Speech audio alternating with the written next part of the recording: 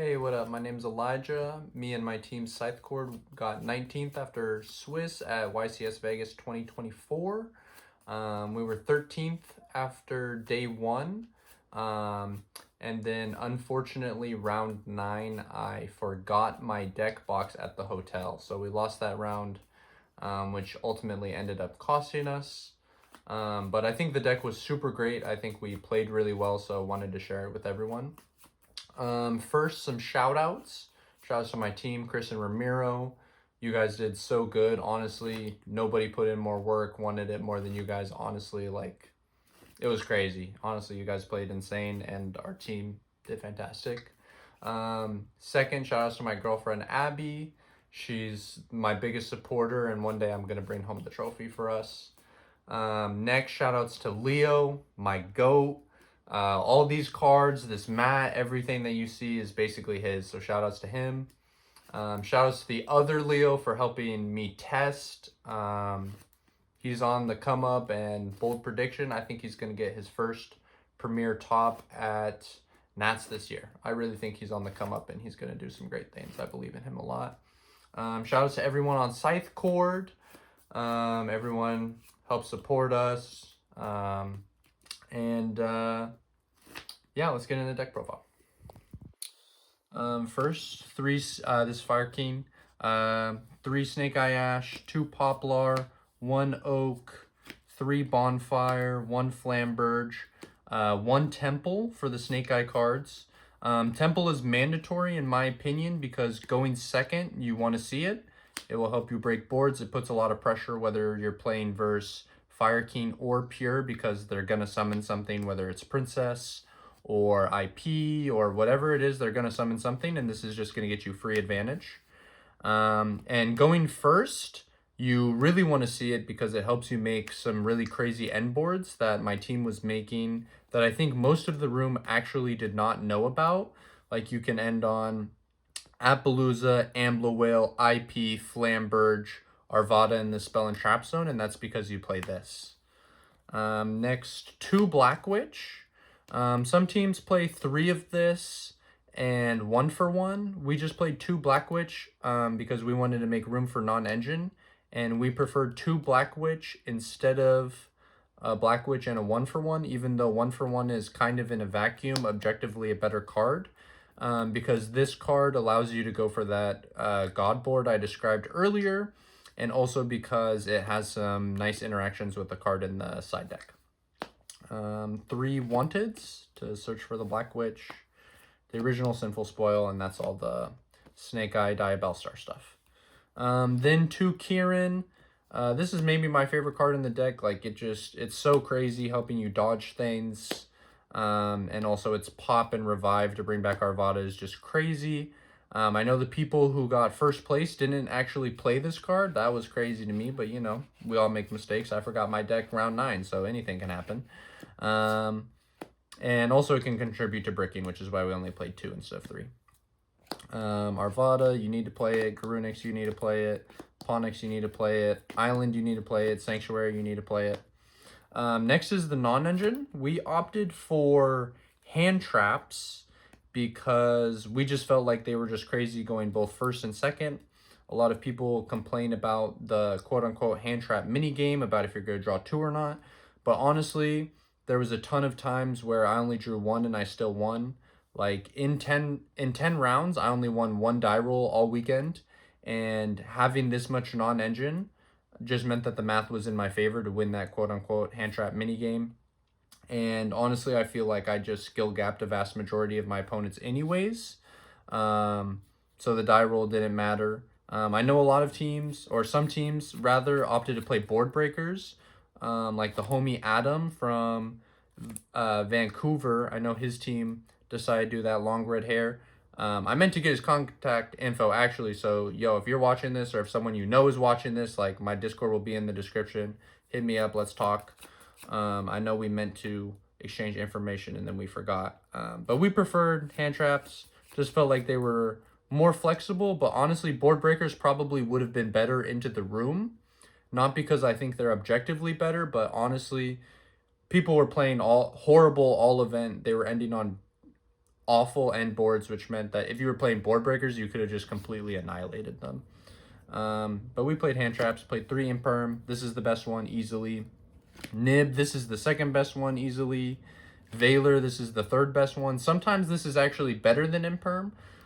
Like, if you go first and you get these 2 cards together, you're just never losing.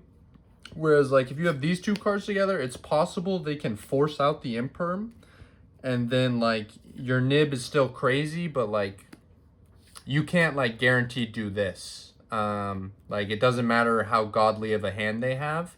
If you have this, plus any semblance of a board, you cannot die ever. So Valor's cracked also comes up with a card in the extra deck. Then Ash Blossom, this is just generic, and it's really good. Some people don't combo correctly. Like, some people will go Snake-eye Ash, Linkuriboh, Scale the Populace, and then go Ash and Populace to send for cost to summon Flamberge. And if you Ash them right there, they actually lose the game on the spot. 3 Droll. One of these could have maybe been a Mourner, but Droll was pretty good, honestly. I played mostly Fire King Snake-eye. I played a couple pure Snake-eyes, but mostly Fire King Snake-eye, and this card is actually just the nuts. And then also because we love ultis, and Mourner doesn't really have anything that looks pretty. And then lastly, the Goo, which I think will be very standard after this weekend, is 3 Crossout in main. This card, every time you see it, is just bonkers. Honestly, this is a tier 0 format. You see it going second, and a lot of the times your engine is so broken that even though they built a board, like, you resolve Snake-eye Ash and you can, like, win the game anyways. So, like, a lot of people build, like, a really awful board where they, like, Arvada, Whale, or whatever, and then, like, you can easily break that as long as you don't lose to their non-engine, like Valor or Nib. And then this just trades with that, and it does the exact same thing going second into other decks because pretty much everyone's on hand traps. And then obviously going first, like, it just allows you to full combo for free. And even going second if they don't have that non-engine, like, most people don't end on Arvada on their end board necessarily. So at some point they're going to Garunix, pop their Kieran, which if you cross out the Kieran, you're actually trading 2 for 1 here because you're stopping a pop and you're stopping the revive of the Arvada. So crossout was pretty crazy all weekend, to be honest. I think it will be very standard just because of the format, and it's the nuts in my opinion. Most people I talked to leading up to it were like, no, you can't main crossout, you can't main crossout. It's not that good going second, or like, what if you play non-mirrors? But the thing is, if you play non-mirrors, like, your deck just hard gaps them so hard anyways that, like, who cares if I have these 3, like, dead cards in my deck, even though they're not even dead because my opponent's going to be playing hand traps anyways. Then on to the extra deck. 1 Linkuriboh, 1 Hida, 1 Dark, 1 IP, 1 SP, 1 Salamangreat Sunlight Wolf, 1 Doolittle Chimera. We played this because it helps you extend into that God board that I was talking about. And also I feel like this is just more flexible than Heat Soul, even though I really wanted to play Heat Soul. Because what it does is when you're playing 2 Kieran, it allows you to infinitely recur that Kieran, which is part of the reason why I like this deck instead of pure Snake-eye. Is I think the follow-up is just so bonkers with Garunix, Kieran, Arvada, all of those is just on another level.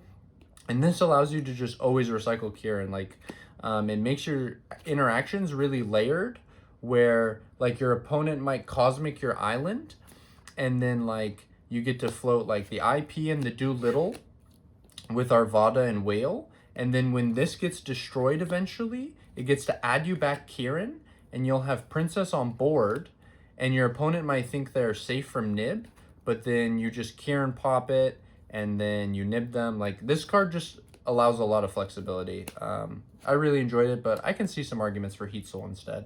Nightmare Phoenix, this is mandatory. Double Princess, the second one didn't really ever come up. There were times where we thought about it being access code instead. But I think the second one was fine. Like, it's whatever. 1 Celine, this is to help you climb into Appaloosa, both going first and second. Appaloosa, there was a point in our testing where we thought this card was bait because people triple tax steal it. Something I forgot to bring up about the main deck is a lot of people will play 1 triple tack with the cross out, or they'll play 3 triple tack because they think that card's great. They think it's the nuts. Both first and going second, because we're in a hand trap format and like stealing Appaloosa is crazy. But if you play correctly, like triple tack is just awful. Like going first in the mirror, they hand trap you once, and then like you look at their hand and it's like, oh, they have just all these cards that do the exact same thing. Like they have Ash plus Bonfire. They have all these cards that the deck is so redundant that you hand rip them and it feels like it's just not that impactful most of the time. And going second, if your opponent plays correctly, like the triple tack is just awful. Like if I establish that board that I described earlier, like what are you triple tack stealing? Plus, if you think that you're triple tack stealing my Appaloosa, it just does not matter because I play 6 of these. And then, yeah, so this is just never getting any value. Like it's basically like you're trading your triple tack for my Veiler, which just does not matter. Like you're losing that game, dog. I have 12 interruptions, and you just traded one of your cards for 1 interruption. You have to go more plus than that. The Salamangreat for the OTK. Whale, this card shouldn't be played in pure, but in Fire King it for sure should, especially you can float into Doolittle. And like having it in Grave is just pretty crazy as an interaction, honestly, because it forces your opponent to either SP banish it or Flamberge your Link monster on board, which again is harder when you have Doolittle, because the thing is, like, not only can Whale bring back the Doolittle, but the Arvada can bring back the Doolittle. So it's just your Link monsters stick to the board easier in this deck, especially with the Doolittle.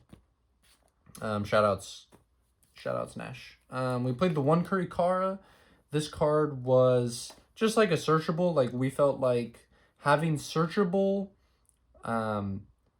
basically like non-engine was just really powerful because you can pair into stupid things like Kashtira, which like our player C actually played like 5 Kashtira. I played Kashtira the first 2 rounds.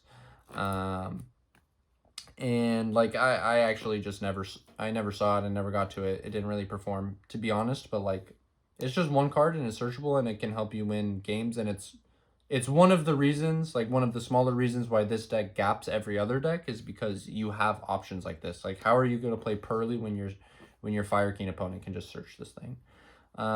This card was great. Again, a lot of the times when you see a lot of engine, it can be hard to break boards, especially if they're establishing things like Appaloosa. But if you hard draw this card, it just outs the Appaloosa instantly. Or if you don't hard draw it, a lot of the times you'll see like kind of weirder hands where you have things like Black Witch plus Poplar. And what you do is you just go Black Witch, pitch Poplar, and you go 1, 2. And your opponent isn't going to Appaloosa or Arvada negate this. And even if they do, you don't care. And then this just sets this. And now they lost this, and it was never a real interaction. So I like Subversion for that.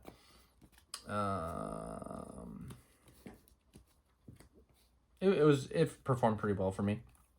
Then 3 Ghost Bell. We were citing these in versus Pure and Fire King. I actually somehow, even though I cited them in all the time and I lost every die roll and I went second game 2 and 2-0, won pretty much all my matches, I actually just never drew this. So I mean, we went through phases where we liked it in testing and phases where we were lower on it. It was really just like the 16th through 18th hand trap. Strike, a lot of people played Summon Limit instead of these. But I prefer this because in hand trap wars, it helps you win. And everyone's going to be on 18 to 21 hand traps post side.